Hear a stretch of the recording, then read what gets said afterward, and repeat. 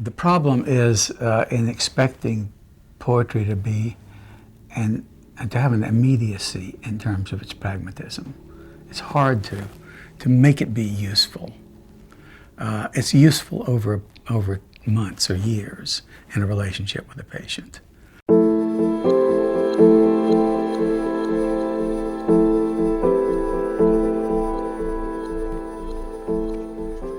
This poem is emblematic, at least for me, in that it represents a patient on whom I learned, on whose body I learned. Sometimes we go through medical school and we go through residency and we don't think consciously of how these patients are lending us their bodies. So that's one of the things I learned in the writing of this poem. The second is I learned the definition of health. I was writing this when I was 33 years old. You would think I would know a definition of health. But only in the writing of the poem did I come to that definition. And finally, the poem ends in a way that underscores the sacred relationship between the doctor and the patient. He makes a house call. 6, 7 years ago, when you began to faint, I painted your leg with iodine, threaded the artery with a needle and then the tube, pumped your heart with dye enough to see the valve almost closed with stone. We were both under pressure.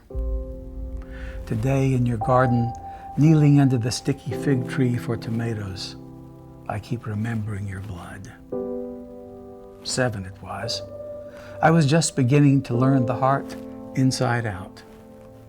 Afterward, your surgery and the precise valve of steel and plastic that still pops and clicks inside like a ping pong ball. I should try chewing tobacco sometimes, if only to see how it tastes. There's a trace of it at the corner of your leathery smile, which insists that I see inside the house someone named Bill I'm supposed to know. The royal plastic soldier whose body fills with whiskey and marches on a music box, how dry I am. The illuminated 3D Christ who turns into Mary from different angles. The watery basement, the pills you take, the ivy that may grow around the ceiling if it must. Here, you are in charge of figs, beans, tomatoes, life. At the hospital, 1,000 times, I've heard your heart valve open, close. I know how clumsy it is. But health is whatever works, and for as long.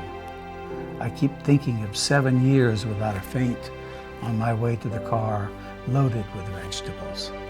I keep thinking of 7 years ago, when you bled in my hands like a saint.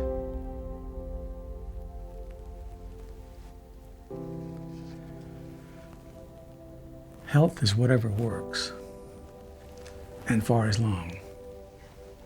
This woman taught me over 13 years not only what it was like to do a cardiac cath and to find her aortic valve closed with stone, but what it was like to learn and mature in a human relationship.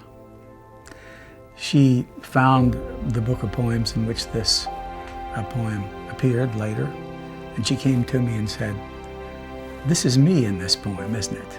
And I said, "Yes, it is. May I sign your book?" And we had a great relationship. She would make reverse house calls to the hospital. She would come bringing tomatoes and figs. And it was after her surgery that she called me up one Saturday morning and asked if I would like to come to her house in South Atlanta and pick figs. She was 2 weeks post-op. I went down and we sat on the back doorstep of her house. And in the cool Saturday morning wind, I could hear lup-dup, lup-dup,